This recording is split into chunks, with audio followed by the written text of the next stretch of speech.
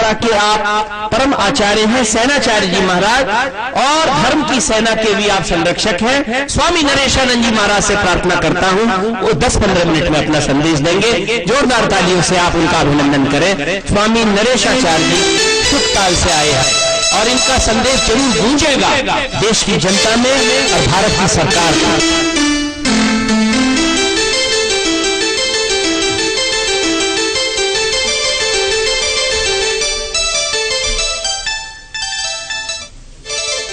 हरिओम।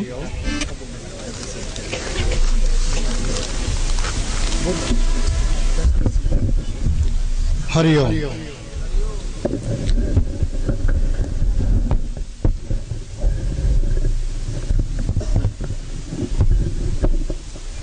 सबसे पहले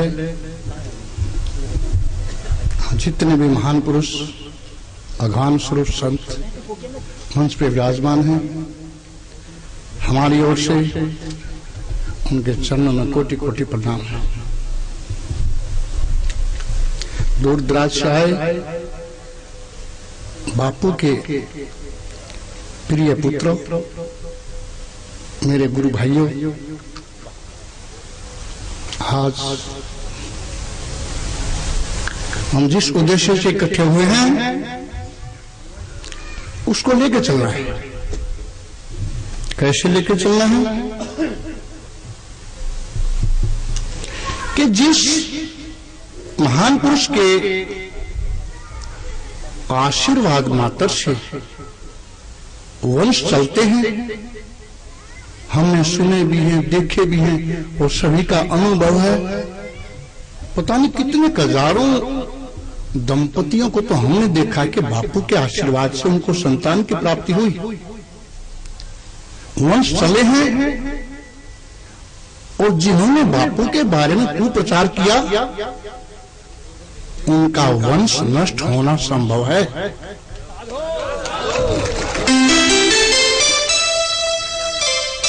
तो जिन्हें स्वामी जी ने बोला था कि उनका 21 बार वंश नष्ट होगा, नहीं, एक ही बार ऐसा नष्ट हो जाएगा, दोबारा पैदा ही नहीं होंगे।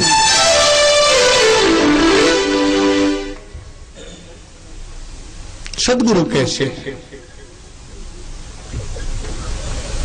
पिता ने अपने पुत्र से कहा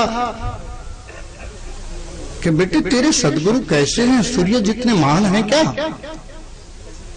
कि नहीं पिताजी, सूर्य में भी एक तपन है, तो क्या चंद्रमा जैसे शीतल है?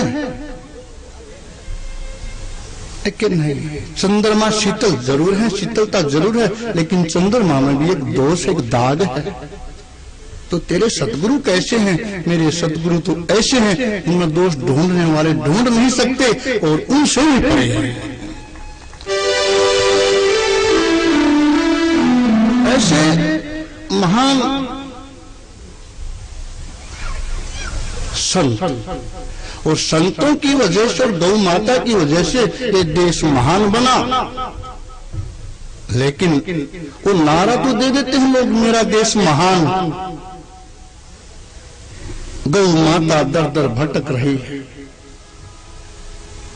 हाथों में उनके गर्दन पे तलवार लटक रही है, खाने में कचरा और पॉलीथीन गटक रही है, फिर भी मेरा देश महान।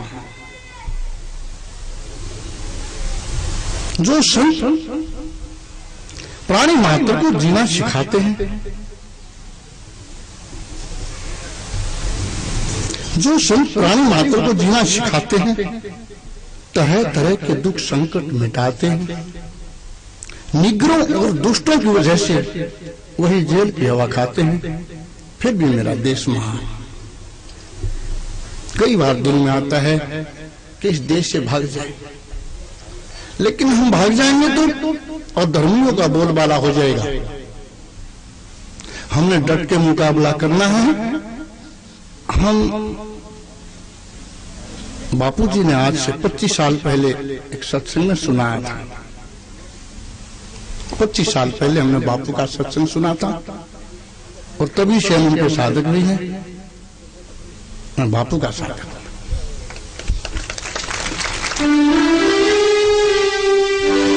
बापू ने कहा था पाप को करना पाप है,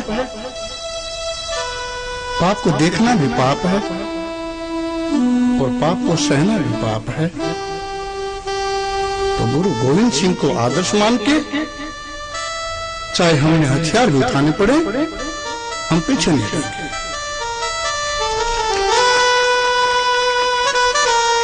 ऐसे ब्रह्मता संत का सानिध्य मिला। आज जैसे भगवान श्री कृष्ण को याद करते हैं और विचार करते हैं कि जिन्होंने भगवान श्री कृष्ण का सानिध्य प्राप्त किया वो कितने बड़भागी होंगे, कितने धन्य होंगे जिन्होंने भगवान श्री कृष्ण का सानिध्य किया। आने वाले युगों युगों में साधक और ये देश और संसार ये याद करेगा कि किसी युग में बापू जी जैसे संत हुए और जिन्होंने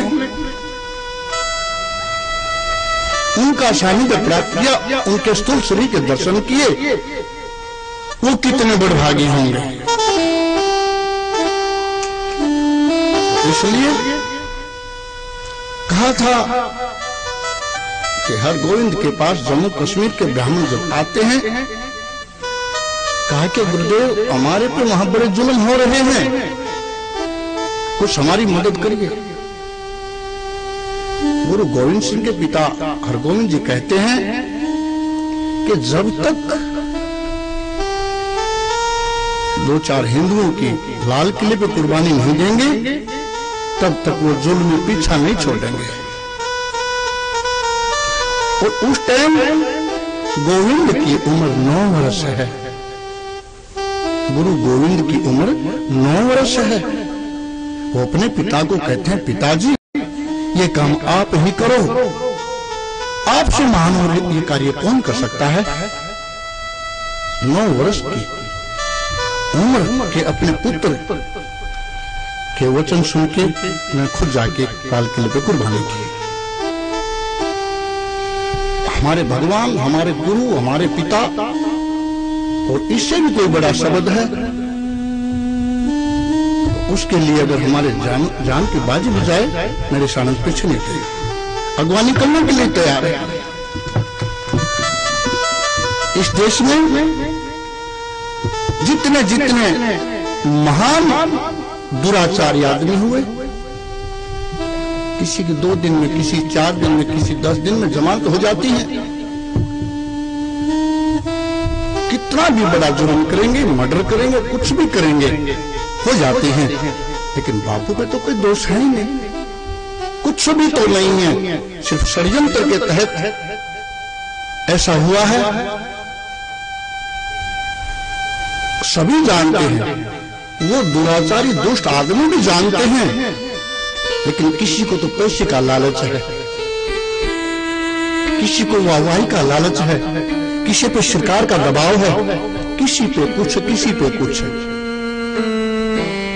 एमएलए एमपी बिकता, और बिकता है धनवान, चोर उचक्के सारे बिकते, बिकता है दीन ईमान।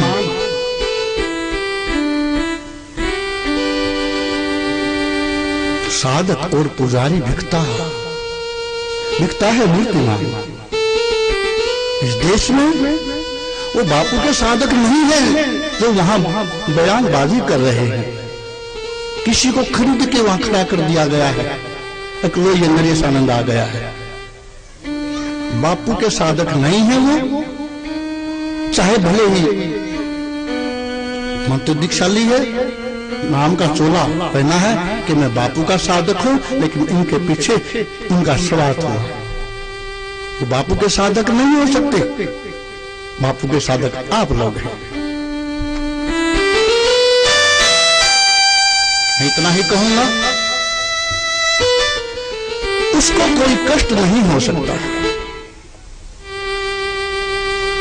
उसको कोई कष्ट नहीं हो सकता, वो कभी पथ भ्रष्ट नहीं हो सकता। तुम्हारा मनोबल ऊंचा है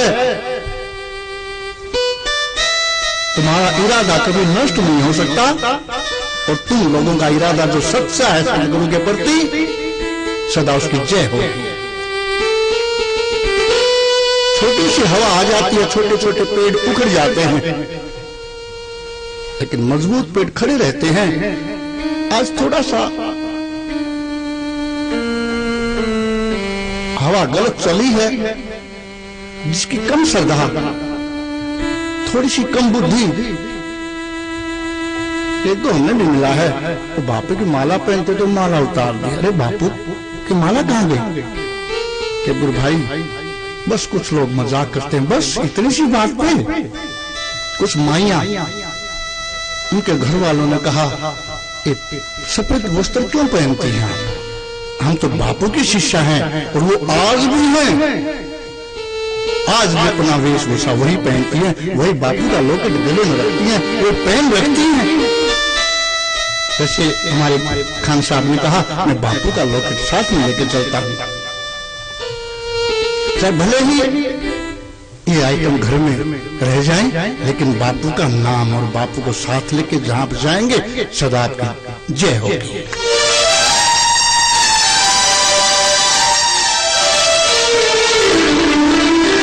ये हमने आश्रम सुकताल में जैसे है, आप लोगों का कभी भी आइएगा, सभी का स्वागत है। 88,000 ऋषियों की तपोभूमि है। सुखदेव मुनि महाराज ने राजा परीक्षित को वही भागवत कथा सुनाई थी। वट वृक्ष जिसकी उम्र 5,500 वर्ष, वो आज भी सलामत है, जिसकी छाया 1 एकड़ में फैली हुई, शांति प्रिय है। बापू की भी कुटिया है। जिस टाइम समस्त भारत के तकरीबन ऋषि मुनि थे, वहां सेनाचार्य का पट्टाभिषेक हुआ और इस बापू के साधक को ही भारत सेनाचार्य से नवाजा गया। हम अगले ही दिन बापू के चरणों में जाकर बैठ गए। 10-20 साधक और थे हरिद्वार के अंदर। हम तो कुछ बोल नहीं पाए। जैसे भगवान विष्णु ने प्रहलाद को दर्शन दिए और प्रहलाद देखते रहे, कुछ बोल नहीं पाए। भगवान ने उसके गाल पे शंख लगाया, तब उनकी चेतना टूटी। हम नहीं बोल पाए बापू के सामने। बताया किसी ने कि गुरुदेव, मेरे सामने को सेनाचार्य भारत बना दिया गया है। बापू कहते हैं, शिष्य ही तो बापू का है। लेकिन एक बात ध्यान रखना, पद की गरिमा बनाए रखना, अहंकार मत करना, सेवादार बन के रहना।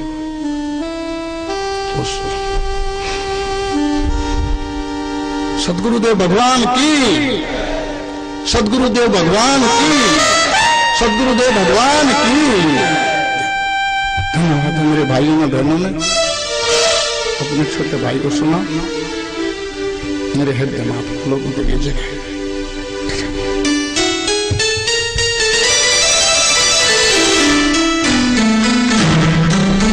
बहुत अभिनंदन है, कोटिशा वंदन है परम श्रद्धेय सेनाचार्य जी स्वामी नरेशानंद जी महाराज। जैसे